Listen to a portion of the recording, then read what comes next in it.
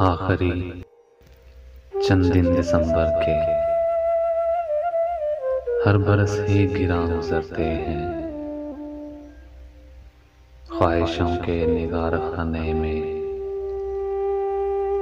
कैसे कैसे गुमा गुजरते हैं। रफ्तगां के बिखरते सालों की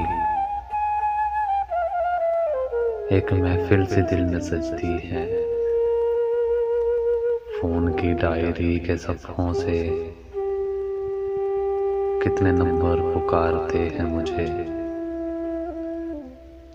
जिनसे मरबूत बेनवा घंटी अब फकत मेरे दिल में बजती है। किस कदर प्यारे प्यारे नामों पर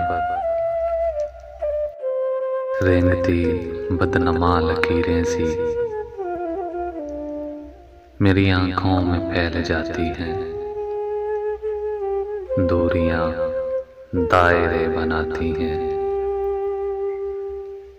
ध्यान की सीढ़ियों में क्या क्या अक्स मशअलें दर्द की जलाते हैं। ऐसे कागज पर फैल जाते हैं। हादसे के मुकाम पर जैसे खून के सूखे निशानों पर चाक की लाइनें लगाते हैं। हर दिसंबर के आखिरी दिन में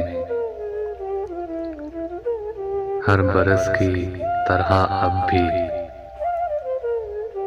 डायरी एक सवाल करती है।